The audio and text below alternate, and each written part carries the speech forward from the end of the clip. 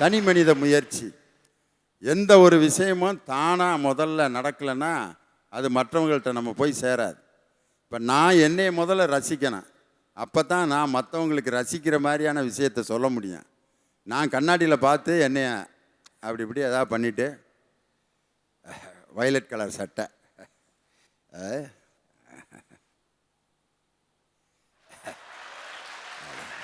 அப்படிங்கண்ணே, அப்போ தான் நான் மற்றவங்க அழகாக இருக்கணும்னு நினப்பேன். நானே ஒரு கிழிஞ்ச சட்டையும் ஒரு அழுக்கு வேட்டியும் கட்டிட்டு வந்து இதோ நகைச்சுவை தென்றல் நடுவர் திண்டுக்கல் லியோனி வருகிறார் அப்படின்னு இது இப்படி வந்து உட்காந்துருக்கேன்னு வச்சுக்கோங்க. இப்படி இருக்கானே இந்த ஆள் பேச்ச இப்படியா நம்ம கேட்குறது? நான் நல்லாவே பேசினாலும் அந்த ட்ரெஸ்ஸு நான் உட்காந்துருக்கதையும் பார்த்துட்டே முடிவு பண்ணிடுவேன் இந்த பேச்சு சரியாக வராதுன்ட்டு. முதல்ல நான் என்னையை ரசிக்கணும், முதல்ல நான் மகிழ்ச்சியாக இருக்கணும். அப்போ தான் மற்றவங்களுக்கு நான் மகிழ்ச்சியை கொடுக்க முடியுமே ஒழிய நான் வேதனையோடும் துன்பத்தோடையும் அழுது கொண்டிருந்தால் நான் மற்றவர்களை எந்த காலத்திலையும் சந்தோஷப்படுத்தவே முடியாது. ஒரு நல்ல விளக்கு தான் 1000 விளக்குகளை ஏற்றும். அந்த விளக்கே மிஞ்சான்னு எரிஞ்சிக்கிட்டு இருந்துச்சுன்னா அதில் இன்னொரு விளக்கு அப்படி டச் பண்ணோன்னா அதுவும் ஆஃப் ஆயிரும், வந்த விளக்கும் ஆஃப் ஆயிரும். ஒரு விளக்கு பிரகாசமாக இருந்தால்தான் 1000 விளக்குகள் அதனால் ஏற்றப்படும். ஒரு டாக்டர் உடல் நலத்தோடு இருந்தால் தான் அவர் 10 பேர்த்துக்கு உடல் நலத்தை தர முடியும். ஒரு ஆஸ்பத்திரிக்கு போகிறீங்க, டாக்டரு இப்படி உட்காந்துருக்காரு, அப்பா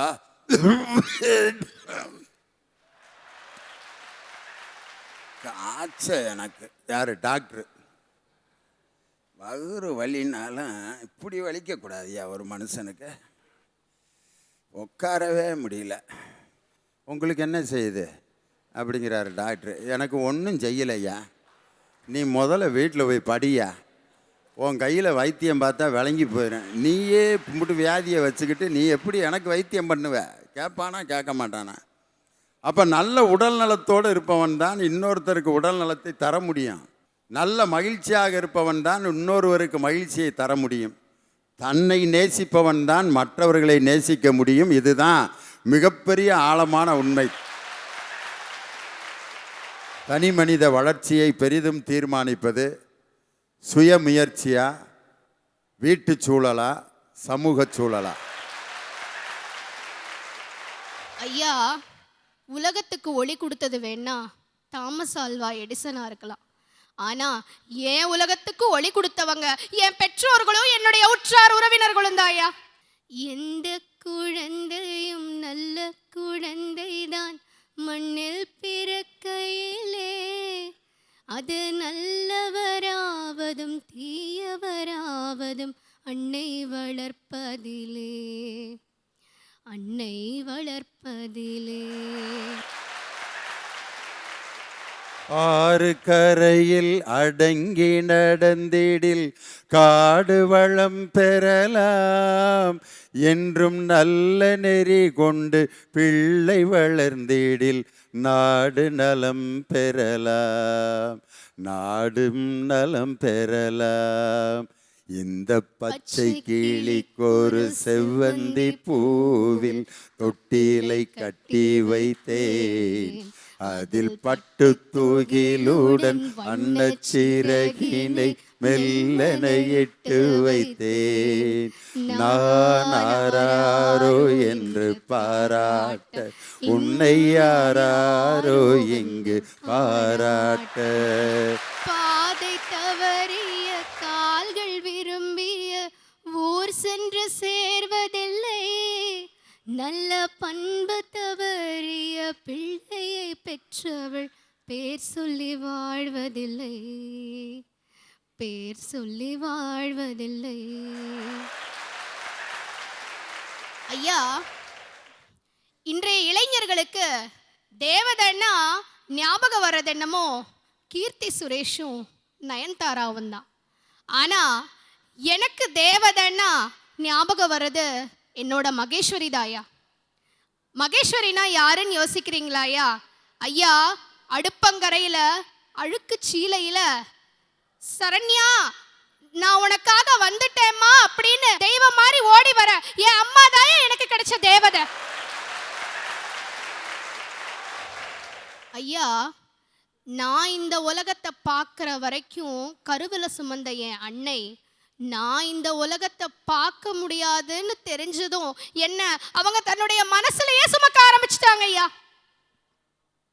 நான் பள்ளியில சேர்ந்த முதல் நாள்ல இருந்து ஏன் வகுப்பறையில மற்ற மாணவர்கள் கூட ஒருத்தியா அமர்ந்து நான் படிச்ச அதே பிரெயில பழகி எனக்காக அபாக்கஸ் கத்துக்கிட்டு நான் நடக்கிற மாதிரியே தன்னுடைய 2 கண்களையும் கட்டிக்கிட்டு ஒரு ஊன்றுகோலை ஊந்தி நடந்து வந்தாங்க ஐயா எங்க அம்மா.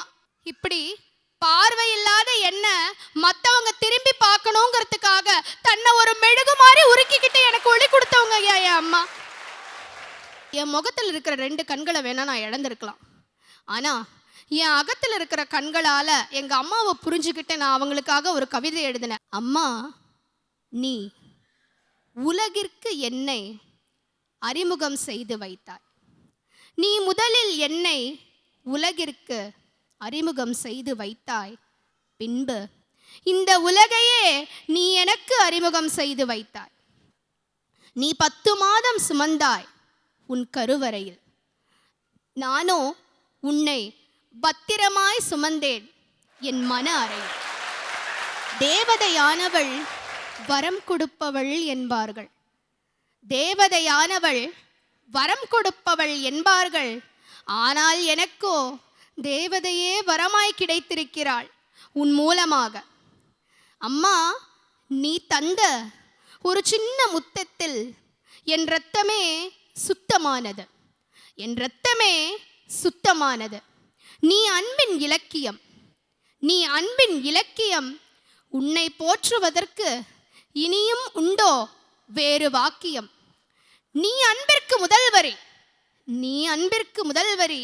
நீ அல்லவா எந்தன் முகவரி. இது வெறும் கவிதை அல்ல, இது வெறும் கவிதை அல்ல. என் அன்னைக்கு நான் என் அன்பினால் செலுத்தும் ஒரு சிறிய காணிக்கை. ஐயா, நீங்க கடவுளை பார்த்திருக்கீங்களா ஐயா? நான் பார்த்தது இல்லம்மா. ஆனா நான் பெரிய அதிர்ஷ்டசாலியா. எங்க அப்பா மூலியமா நான் தினமும் என் கடவுளை நான் தொட்டு உணர்ந்துட்டு இருக்கேன். எனக்காக கண்ணீர் சிந்துறதை விட என் கனவு நினைவாகணும்னு எங்க அப்பா நினைச்சாருங்க ஐயா.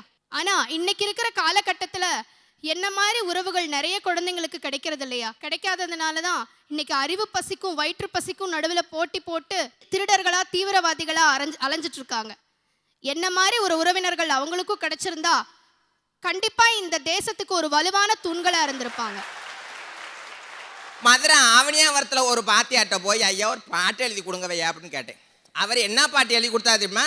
அடி மஞ்ச குளிச்சு பொட்டு வச்சு மைய எழுதி கொண்டையிட்டு 5 பயந்துக்கிட்டு அவசரமா போற புள்ள, நீ யாரு தெரியல நில்லி உன் ஊரு பேரு என்ன சொல்லி, அடி யாரு தெரியல நில்லி உன் ஊரு பேரு என்ன சொல்லு அப்படின்னு ஒரு ஆம்பளை கேட்கணும்னு எழுதி கொடுத்தாரு. அப்போ நான் என்னையா செய்யணும்? அதுக்கு நீ ஒரு அடியை படி. என்ன அடிங்கய்யா? மஞ்ச வெயில் அடித்து மலவாய கட்டுதில்ல, கொஞ்சம் வெயில நம்பி தஞ்சமண்டி நான் வந்தேன். உனக்கு மதுரை நல்ல ஊரு, ஊருக்குள்ள முத்துராக்கு பிள்ளை உன் பேரு அப்படின்னு சொல்லுன்னு அவர் எழுதி கொடுத்தாரு.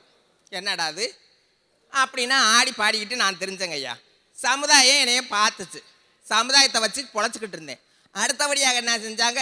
என்னம்மா நீ காதல் பாட்டாக படிச்சுக்கிட்டு இருக்க, ஒரு நல்ல ஒரு தமாஸ் பாட்டு ஒரு விஞ்ஞானிய பாட்டு ஒரு பாடு அப்படின்னு சொன்னாங்க. அப்போ போய் என்ன செஞ்சேன்? சாமிக்கணுண்டு ஒரு வாத்தியார்கிட்ட போய் அவங்ககிட்ட போய் ஒரு பாட்டு எழுதி கொடுங்கய்யா, நல்ல விகட பாட்டு அப்படின்னு கேட்டேன். அப்போ அவர் என்ன சொன்னார்? விகட பாட்டுன்னு சொன்னாக்கா ஒரு பாட்டு நல்ல பாட்டு எழுதி தரேன்னு சொன்னார். அந்த பாட்டு எப்படி பாட்டு எழுதி கொடுக்குறாரு பாருங்க. வட்டமிட்டாக கறிக்கும் வளைய கண்டா கத்தரிக்கும் வெட்டுப்பழம் ஆத்துக்குள்ள வீச்சு வலை கண்ணி வச்சேன். விவரம் உனக்கு பாடலை உனைய விடியும் வரைக்கி விடலை, அடி விவரம் உனக்கு பாடலை உன விடியும் வரைக்கி விடலை.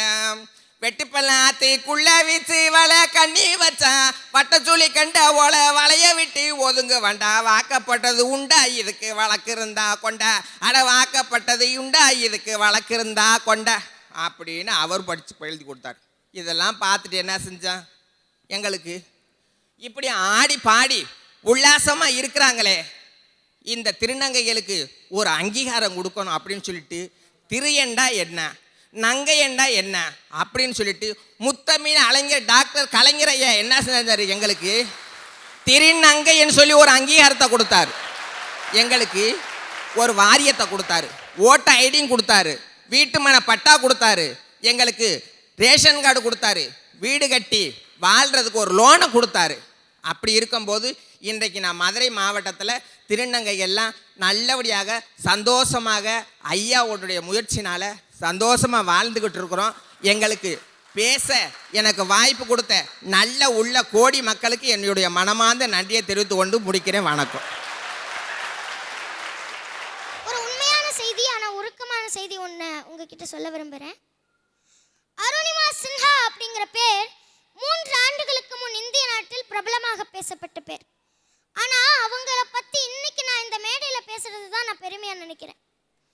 அவங்க ஒரு கைப்பந்தாட்ட வீராங்கனை. கைப்பந்தாட்டத்தை முடிச்சுட்டு அவங்க ரயிலில் வரும்போது திருடர்கள் அவங்களுடைய தங்க சங்கிலியை பறிக்க முயற்சி செய்கிறார்கள். ஆனால் அவங்க விடாமல் போராடினால அவங்கள அடுத்த ட்ராக்கில் தூக்கி அந்த திருடர்கள் வீசித்தாங்க.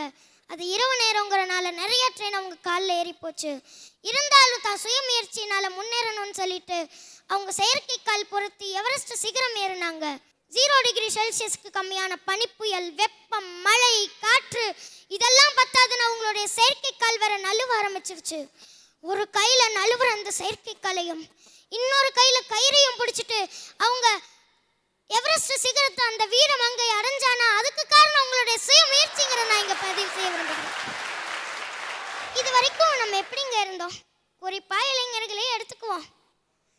ஆடலாம், பாடலாம், ஓடலாம், சிரிக்கலாம், எங்காச்சும் போகலாம் இப்படின்னு இருந்தவங்கள நில்லுப்பா, எங்கப்பா போற, நீயும் சிரிக்கலாம், நீயும் ஜெயிக்கலாம், நீயும் சாதிக்கலாம், நீயும் கனவு காணலாம், நீயும் ஆகலாம் அப்துல் கலாம்னு சொன்னாரு. எங்கெங்க அவர் இருந்தாரு? ஏதோ ஒரு மூலையில ராமேஸ்வரம்ங்கிற ஒரு ஊர்ல பேப்பர் போட்டுட்டு இருந்தாருங்க. ஏரோநாட்டிக்கல் என்ஜினியர் ஆனாருங்கிறது நம்ம எல்லாத்துக்குமே தெரியும். அவர் ஏரோநாட்டிக்கல் என்ஜினியர் அவருக்கு கணிதம் ரொம்ப முக்கியம். உங்க எல்லாத்துக்கும் தெரியுமான்னு தெரியல, அவருக்கு கணிதத்தை கற்றுக்கொள்ளக்கூடிய குறைபாடு ஒன்று இருந்துச்சு. டிஸ்கால்குலியான்னு சொல்லுவாங்க. அப்ப எவ்வளோ கஷ்டப்பட்டு அவர் அந்த கணிதத்தை கத்திருப்பாருன்னு யோசிச்சு பாருங்க. அவர் இளைஞர்களை வச்சு ஒரு நிறுவனம் தொடங்கின போது இளைஞர்கள் வச்சு நீங்க ஒன்றும் பண்ண முடியாதுன்னு ஊரே அவரை தூற்றுச்சு. ஆனா இன்னைக்கு எந்த ஒரு இளைஞனை கேட்டாலும் நீ யார் மாதிரி ஆகணும்னு கேட்டா நான் டாக்டர் ஏபிஜே அப்துல் கலாம் ஐயா அவர்கள் மாதிரி ஆகணும்னு சொல்றான். ஏன் நானே சொல்றேன், இந்த சபரி வெங்கட் டாக்டர் ஏபிஜே அப்துல் கலாம் ஐயா அவர்களுடைய விழுதாகத்தான் வருவான்னு சொல்றேன். அவருடைய சுயமுயற்சி தானே இன்னைக்கு எல்லாருடைய மனதிலும் அவரை இடம் பிடிக்க வச்சிருக்கு. ஒரு சாதாரண பெட்ரோல் பங்க்ல பெட்ரோல் நிரப்பிட்டு இருந்த ஒரு சிறுவன் நான் இது போல பல பெட்ரோல் பங்குகளை உருவாக்கணும்னு சொல்லிட்டு இன்னைக்கு அவங்களுடைய பசங்களை இந்திய நாட்டிலேயே ஒரு முதல் பணக்காரனாக ஆக்கி இருக்காருன்னா அந்த அம்பானி உயர்ந்ததுக்கு காரணம் அவருடைய சுயமுயற்சி தானே.